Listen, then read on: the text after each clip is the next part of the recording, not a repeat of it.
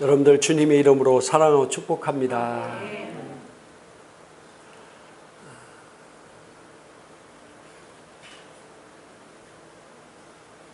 제가 여러분 보기에도 이렇게 감사하고 기쁜데 하나님 보시기는 얼마나 감사하고 또 여러분들을 축복해 주기를 원하시겠습니까?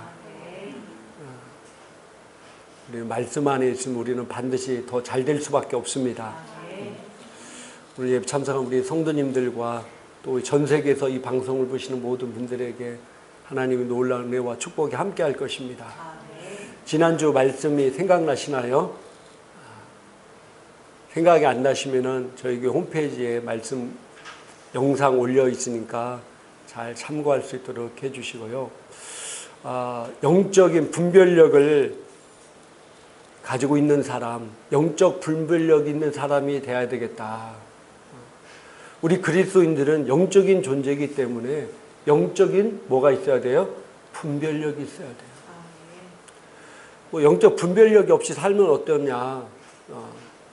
히스기야 왕이 자기가 간절히 기도해서 15년의 생명 연장을 받았어요. 그것도 놀라운 기적이죠. 정말 기적입니다. 그가 바벨론에서 사절을 보냈을 때 영적 분별력이 없어서 자기가 가지고 있는 모든 것들을 빼앗기고 자기 후손들이 환관으로 포로로 끌려가는 그런 일을 당하게 됩니다. 그래서 영적 분별력이 없으면은 내가 지금 왜 이런 어려움들과 이런 일이 일어난지를 분별하지 못하기 때문에 사단에게 계속 속임을 당하게 되고 내가 가지고 있는 것들을 다 빼앗기게 됩니다. 그래서 우리 그리스도인들은 영적인 분별력을 가져야 돼요. 그래서 영적 분별력 있는 삶을 살아야 됩니다.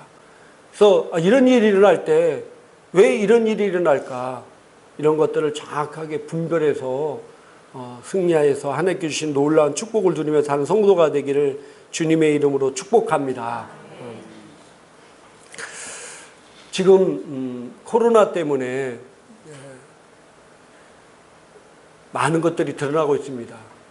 특별히 마지막 때가 될수록 우리는 영적인 분별력을 정확히 가져야 됩니다. 시대의 흐름을 우리는 잘 봐야 되고 깨달아야 됩니다. 근데 지금 이 코로나로 인해서 나타나는 증상들을, 나타나는 현상들을 우리는 영적으로 잘 분별해야 됩니다. 지금 제가 어제 또 굉장히 몇만 명이 모이는 큰 교회입니다.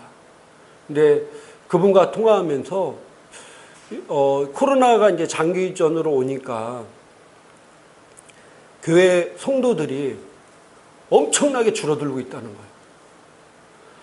그러니까 우리가 이 코로나 때문에, 질병 때문에 우리가 어쩔 수 없이 인터넷 예배를 드리고 뭐 조심들을 해야 될 부분은 분명히 있습니다. 정말 우리가 조심해야 됩니다.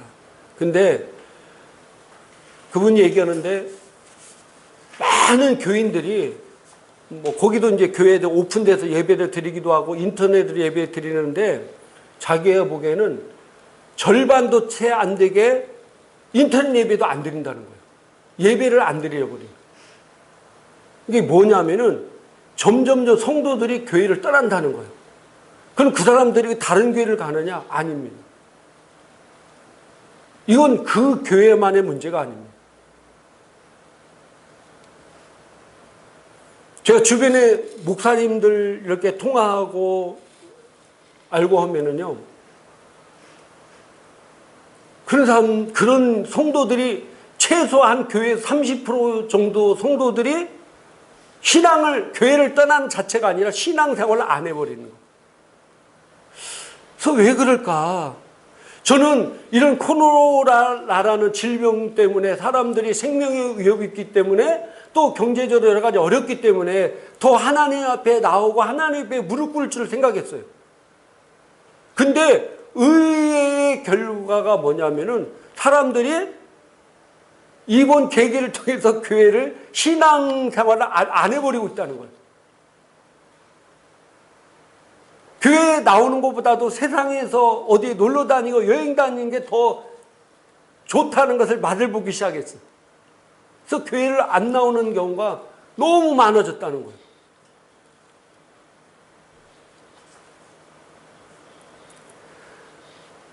그래서 제가 하나님 말씀은 1.1획도 틀림이 없구나. 성경에 주님이 뭐라고 하셨습니까? 마지막 때에 믿음 가진 자를 많아서 엄청나게 보겠다고 말씀하셨습니까? 믿음 가진 자를 보겠느냐.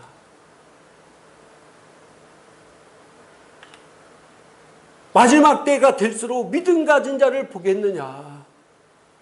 그래서 주님께서도 히브리서 10장 25절 제 주보에 옮겨놨는데 쉬운 성경을 옮겨놨습니다. 우리 같이 한번 읽겠습니다. 어떤 사람들이 하는 것처럼 교회의 모임에 빠져서는 안 됩니다. 그날이 가까이 다가오는 것을 볼수록 함께 만나며 서로를 격려해야 할 것입니다. 아멘. 교회 모임에 빠져서는 안 되고 그날이 다가올수록 뭐라고요? 함께 만나서 서로를 격려해야 된다는 거, 세워야 된다는 겁니다. 어느 때일수록? 마지막 때일수록. 마지막 때일수록.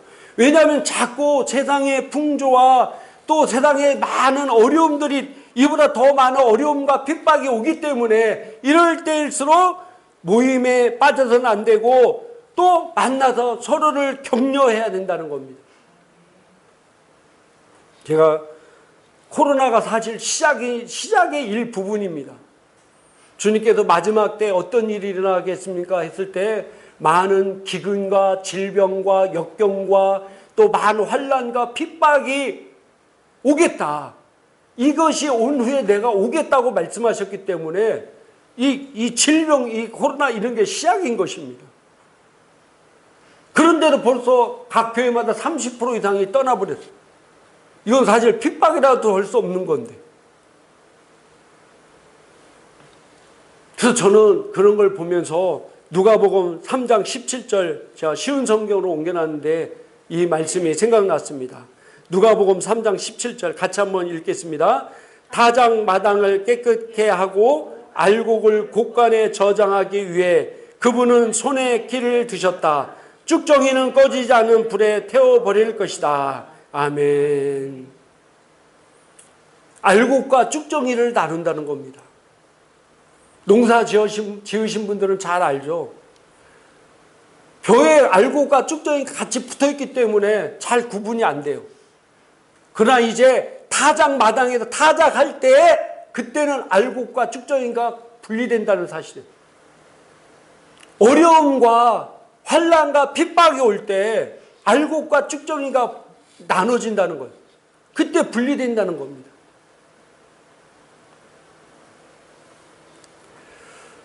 그래서 마지막 때가 갈수록 때가 올수록 우리가 정말로 잘해야 될 부분이 우리의 부르심의 소망이 무엇인지를 정확하게 알아야 된다는 겁니다. 따라합시다. 부르심의 소망이 무엇인지를 알아야 된다. 여기 학생들 빼고 다 부모님이잖아요. 내가 부모가 됐기 때문에 내가 무엇을 해야 될지를 알아. 어렵고 힘들더라도 내 가정을 지키고 내 자녀들을 위해서, 가정을 위해서 희생하고 헌신합니다. 그죠? 그게 막 크게 어렵고 힘들다고 안, 왜? 그 내가 해야 될 일이라고 생각하기 때문에. 우리 신앙인들의 이 부르심의 소망이 그겁니다. 내가 당연히 해야 될 일이기 때문에 해야 된다고 하면은 어떤 어려움과 환난과 핍박이 오더라도 능히 그것을 이겨낼 수 있습니다. 여러분이 삶에 살면서 환난과 핍박과 어려움이 온다고 해서 여러분들이 내가 부모로서 엄마로서 아빠로서 일을 여러분 그만두겠습니까? 아니잖아요. 내 목숨이 다하는 날, 내 생명이 다하는 날까지 최선을 다할 겁니다. 이게 부모로서의 소망이에요. 부모로서 받은 사명인 것입니다. 우리도 신앙도 마찬가지입니다. 그래서 에베소서 1장 17절부터 18절까지 사도 바울은 우리에게 이렇게 기도하라고 말씀하고 있습니다. 같이 한번 읽겠습니다. 우리 주 예수 그리스도의 하나님 영광의 아버지께서 지혜와 계시형을 너에게 주사 하나님을 알게 하시고 너의 마음의 눈을 밝히사 그의 부르심의 소망이 무엇이며 성도 안에서 그 기업의 영광의 풍성함이 무엇이며 아멘.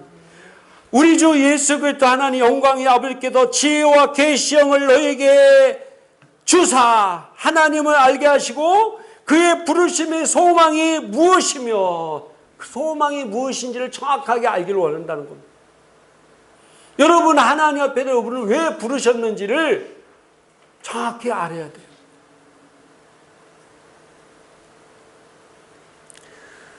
많은 분들이 신앙생활을 할 때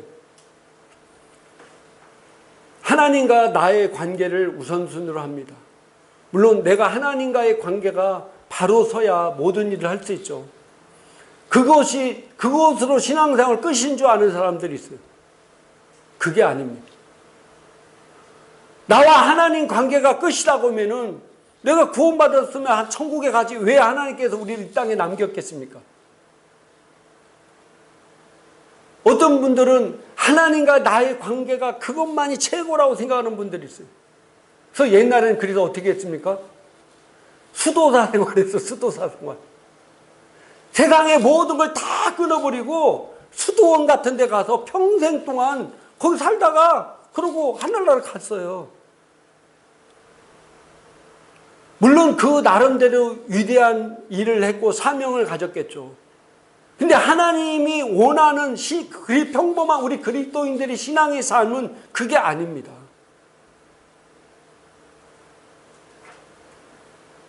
하나님과의 나의 관계도 중요하지만은 내가 이 땅에 남겨진 것은 하나님을 사랑하고 또 뭐예요? 이웃을 사랑하는 것. 이게 신앙의 완성입니다. 이게 신앙의 완성이에요. 그래서 신앙생활 잘하는 것이 하나님과의 나의 관계도 있지만은 정말로 중요한 게 이웃과의 관계인 것입니다.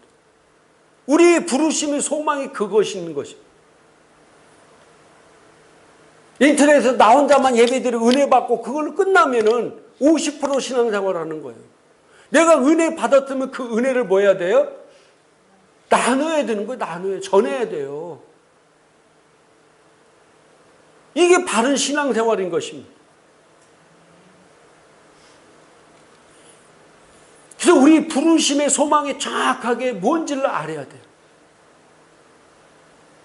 그래서 하나님께서 우리를 계시록 5장 10절 한글 킹제임 성경으로 제가 옮겨놨는데 한번 같이 한번 읽겠습니다. 우리 하나님 앞에 우리를 왕들과 제사장들로 삼으셨으니 우리가 땅 위에서 통치하리다라고 하니라. 아멘. 뭐라고? 우리를 하나님 앞에 뭘로 삼았다고요? 왕들과 제사장으로 삼았다. 새로운 피조물 된 우리를 하나님께서 왕들과 제사장으로 삼았습니다. 요한계시록 1장 6절에 보니까 제가 한번 읽어드리겠습니다. 우리를 사랑하시어 자신의 피로 우리의 죄들에서 우리를 씻기시고 하나님 그의 아버지를 위하여 우리를 왕들과 제사장들로 삼으신 그분께 영광과 권세가 영원무궁토록 있을지어다. 아멘.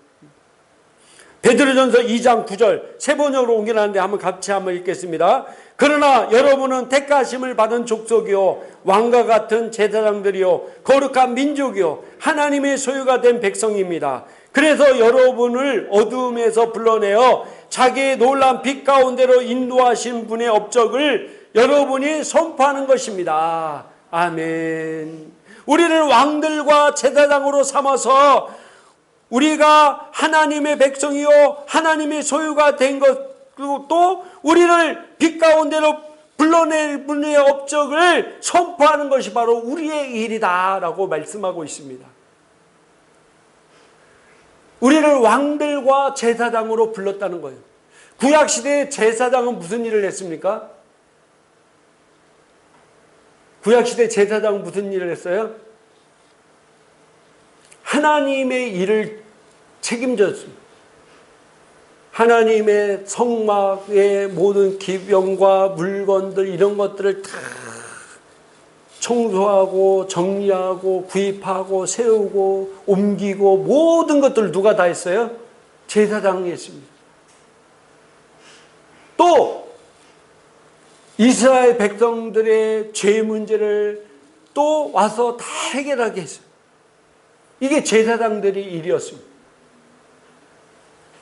그리고 구약시대의 왕들은 무슨 일을 했습니까? 왕들은 무슨 일을 했어요? 백성들의 생명을 지키고 국가를 지켜, 이게 왕들의 일이었어요.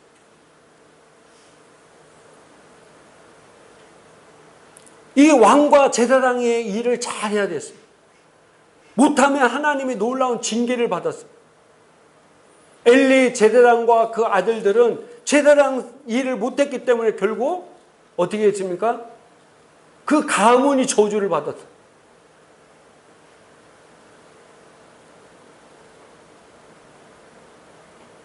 또 왕으로서 우리가 잘 알지, 다윗은 왕으로서 자기 백성들과 또 국가를 지켜야 함에도 불구하고 자기 부하들은 전쟁터에서 지금 열심히 싸우고 있는데 자기는 예루살렘 성 궁전에서 논일다가 밧세바를 발견하고 못된 짓을, 그것 때문에 결국 다윗은 뭘 못했어요? 그 평생 소원이었던 하나님의 성전을 짓지 못했어요. 다윗이 모든 걸 준비하고 그 평생의 소원이 하나님의 성전을 짓는 거였어요. 그러나 하나님께서 네가 피를 많이 흘렸기 때문에 안 된다고 그랬어요. 결국 그 아들 솔로몬 때 성전이 건축됐습니다. 구약시대는 제사장의 사역과 왕의 사역이 이렇게 분명히 했습니다. 그럼 신약시대 우리가 제사장이 왕이라고 성경은 말씀하고 있습니다. 누가 제사장이 왕이라고요? 여러분들이 제사장이고 왕인 것입니다. 따라합시다. 나는 제사장이요 왕이다. 네. 내가 제사장이 왕이요. 그럼 이 신약시대에 여러분의 부르심의 소망에 정확하게 여러분을 하나님께서 왕들과 제사장으로 불렀다는 거예요.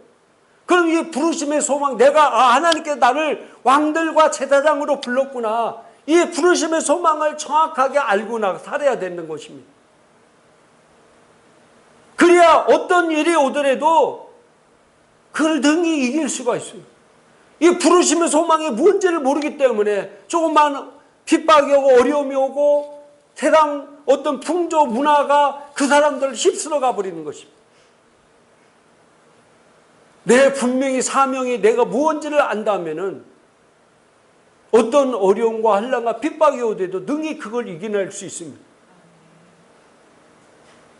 부모로서의 사명을 분명히 알기 때문에 어떤 어렵고 힘들더라도 내가 밤을 새서라도 정말 너무 힘들고 어렵더라도 내가 하지 않으면 안 된다는 걸 알기 때문에 끝끝내 이기며 나가는 게 부모이잖아요. 우리 때 부모님들 그렇게 사셨고 여러분도 지금 그렇게 살고 있잖아요. 우리 자녀들도 그렇게 살 걸 믿습니다. 아니야? 네, 그렇게 살 걸 믿습니다. 자기 사명을 알기 때문에 우리의 사명이 그리스도인에서 우리의 두 가지 부르심인데 그게 바로 왕과 제사장이라는 겁니다. 그럼 신약시대의 왕과 제사장은 어떤 일을 하느냐? 제사장은 하나님을 섬기는 일을 하는 것입니다. 우리가 이 땅에서 하나님을 잘 섬겨야 돼요. 제사장이 이스라엘 백성들의 죄를 씻겨주는 사역을 했어요. 이 땅에 수많은 많은 예수 믿지 않는 영혼들의 죄를 우리가 어떻게 해야 돼요? 씻겨줘야 돼요. 어떻게 씻겨주면 그들에게 복음을 전해서 네가 죄로 인해서 영원히 죽을 수밖에 없다. 네가 사는 길은 오직 예수 그리스도의 피를 통해서 네가 구원받는 길이다. 제사장이 하나님의 성막과 하나님의 뜻이 하나님의 몸된 교회 안에 와서 여러분들이 교회의 모든 곳곳에 여러분들의 손길을 통해서 교회가 세워지는 것입니다. 내가 필요한 것이 무엇인지, 내가 가진 달란트가 무엇인지를 통해서 교회 곳곳을 세우는 겁니다. 또 왕으로서 왕이 백성들의 생명과 재산과 국토를 지키는 것이 왕의 일이었습니다. 그리고 전쟁에서 싸워서 승리해서 탈취물들을 뺏어오는 것입니다. 우리가 왕인 것입니다. 그래서 여러분이 어디 가든지, 직장에서든지 내가 사는 곳, 내 가정 어디든 내가 왕으로서 나를 부르심을 받았습니다. 그래서 그곳 가운데 당당하게 적과 싸워서 승리해서 적의 탈취물을 뺏어오는 것, 생명을 지키는 것, 보호하는 것이 바로 우리 왕들의 일인 것입니다.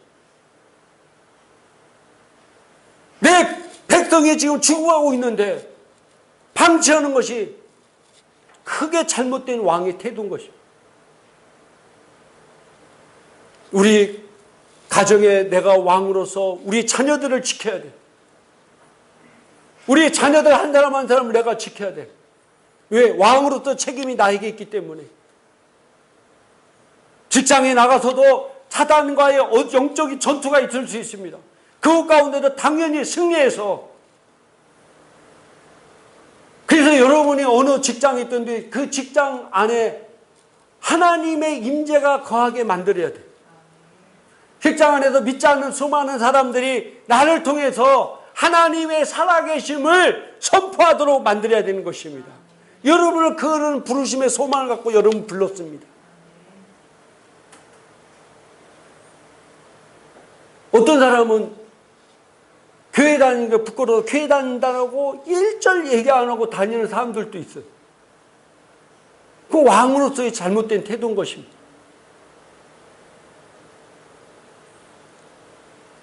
왕으로서 죽어가는 영혼들을 찾아와야 돼요. 뺏어와야 되고, 빼앗긴 것들을 찾아와야 되고, 아브라함이 조카 롯이 포로 붙잡혀서 다 빼앗겨갈 때 아브라함이 자기가 기르는 300명이 넘는 용사를 데리고 와서 다섯 개 왕들을 박살내고 빼앗겼던 모든 것을 되찾아와서 그때 멜기세덱이란 대제사장이 나타나 그에게 11조를 드렸습니다.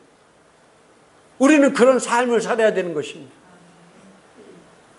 그래서 정확하게 시대가 어려울수록 우리가 영적으로 잘 분별하고 우리 부르심의 소망이 정확하게 무언지를 인식하고 살아야 되는 것입니다.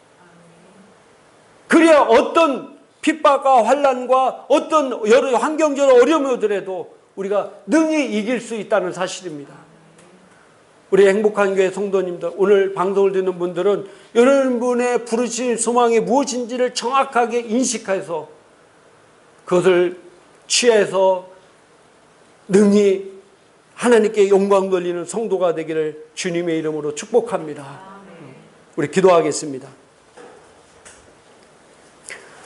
오늘 하나님께서 우리에게 두 가지 부르심을 통해 우리를 불렀는데 바로 우리를 왕과 제사장으로 불렀다고 말씀하고 있습니다. 이 부르심의 소망이 정확하게 뭔지를 알고 인식하며 나갈 때 어떤 어려움과 환난과 핍박과 고난이 올지라도 능히 이기며 승리할 수 있습니다. 하나님, 나에게 주신 이 부르심의 소망을 정확하게 인식하고 그 부르심의 소망대로 승리하며 영광 돌리며 하나님의 은혜를 선포하는 복된 자 되기 위해서 우리 같이 동성으로 간절히 기도하겠습니다. 할렐루야. 감사합니다. 이 시간 아픈 사람은 아픈 곳에 손을 얹히고 마음에 소원인 사람은 가슴에 손을 얹으시 바랍니다. 전능하신 하나님, 우리를 위해서 채찍에 맞음으로 우리는 나음을 입었습니다. 그 이름의 권세를 통해 이 시간 기도합니다.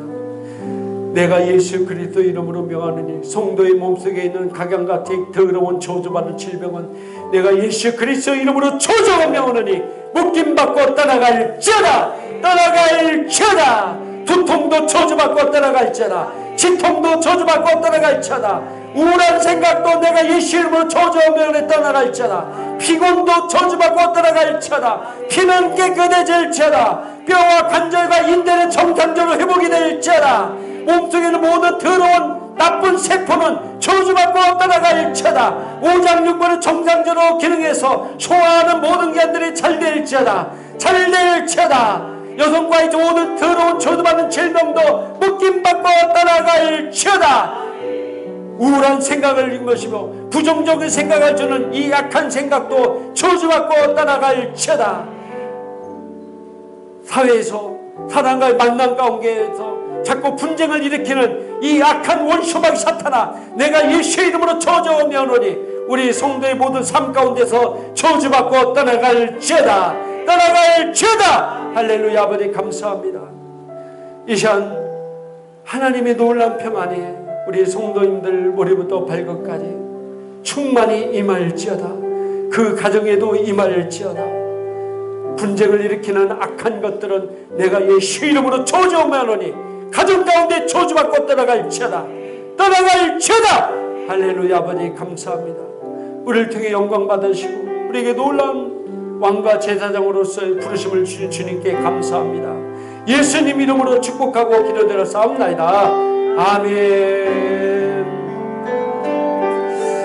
할렐루야. 우리 하나님께 영광 박수 올려드립니다. 감사합니다. 감사합니다. 감사합니다.